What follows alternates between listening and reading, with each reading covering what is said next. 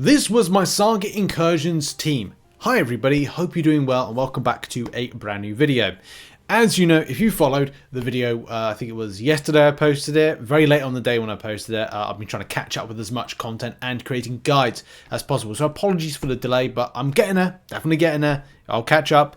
But I wanted to do a video with the highlights of footage of gameplay and the team configuration that I used, why I used it, and just kind of quickly go over some things with that. I did mention it briefly in the video yesterday, but I wanted to add some more gameplay footage and just talk about some stuff with it.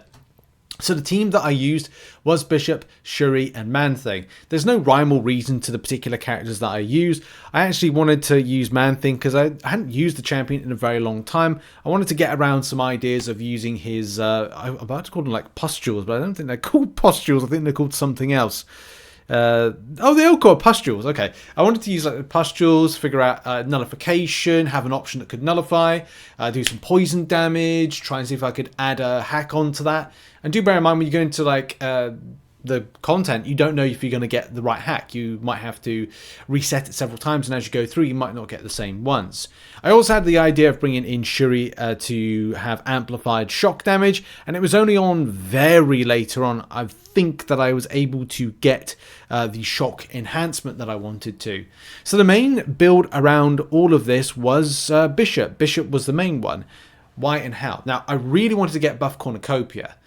The champion gets regeneration buffs, and if he was able to trigger that off, he'd get buff Cornucopia. He would get the, I think it's called Kill and Gain, or Gain and Kill, or something like that, where if you get a regeneration buff, you then trigger off a Fury passive. This means it amplifies your damage, and of course with a persistent base champion, I'm able to go from fight to fight with smashing off an SP2 like that, and that's what I was hoping for. And that was the main build around all of this. I've put in a spreadsheet, which I'll put another link to in the description if you haven't seen it already, what I set up. Oh, Pain and Gain, sorry, I think it was called, I think I called it Kill and Gain or something, but it's Pain and Gain, with each time a personal regeneration effect is gained on the attacker, gain a permanent passive Fury, and that can max stack to 10, which is great.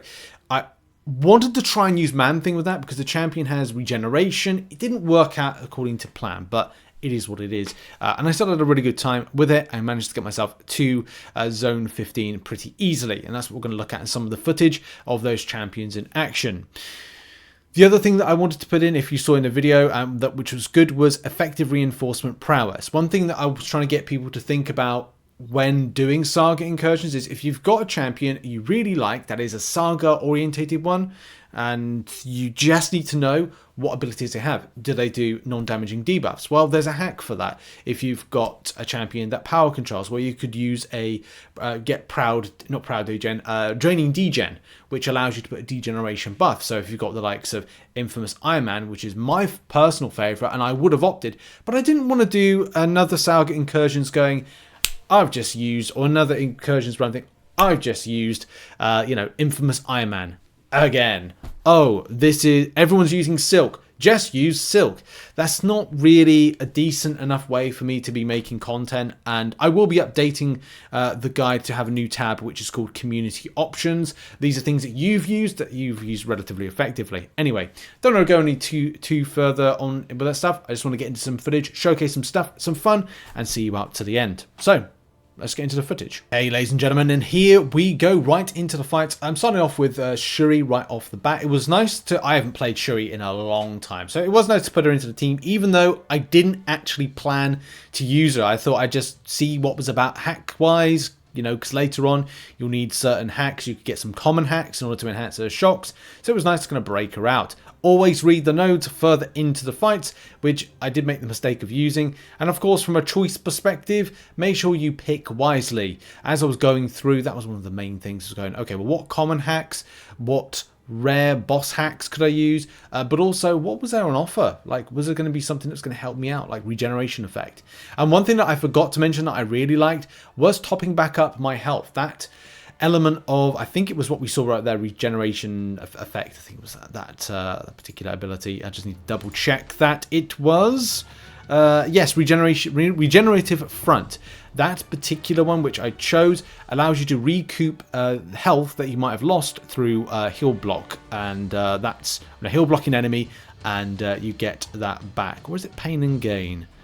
No, it's not. His special attacks deal 20% more damage and regenerate 15%. So that was Mutual Assured, but also Regenerative Front, which we just picked a moment ago in that footage. When the defender is hit with a second medium, they're inflicted with a heal block passive. That helped out interact with a few things, I can tell you. Anyway, it was nice to get that fight per fight throwing off special attacks. I did get a few things wrong from time to time, but having that fantastic, that mutual, again, I can remember it now, it's called Mutual Assured Destruction. You're able to really recoup. It is a get out of jail free card for potions. It minimizes potions. I think that it's one of the best. And yeah, as long as you can get those special attacks off, very nice. You can see that it's... I don't really need to worry about taking any damage, but mainly sure Bishop is the best. Absolute train wreck when it comes to like just firing off an SP2, and a job is done. I mean, the job was done there with Shuri. Did enjoy bringing that champion, I'll tell you that much. You can see she's just having, it's just a lot of fun. Like she's just, as I say, she's having a lot of fun. Just look at the shock damage. It is nice. If I could, and I should have maybe gone a different way with the champions, but having a shock reinforcement or a damaging debuff. I think I put on that damaging debuff as I went through. Luckily, I can check my additions. So I did attack surge debuff count. Now, I don't think it's damaging debuff, but it might interact with that. But there are enhancements for that if you so wish to do. And also with the medium attacks, I've done an attack enhancement medium. That helps out as well. I also decided to set myself in more defensive element. That's why you see on some of my nodes, if you've seen my video and also seen the guide, I put physical resistance, armor boost, and yeah, those two. I nearly went for block proficiency in order to again mitigate any kind of damage through the block, but it wasn't really needed. Look, Man-Thing's doing his business right there. He is doing very well. I like the champion. I kind of felt like because I was using this more as a tester, maybe I shouldn't have used him. And in certain fights, that moment ago, that War Machine one, I had to keep my distance. Otherwise, I'd be getting a problem with, yeah, I'd be killed. Because he has that, I think it was like, yeah, it was like a, remembering a lot of these nodes is horrible. It's hard, guys. I apologize for not remembering every single fight.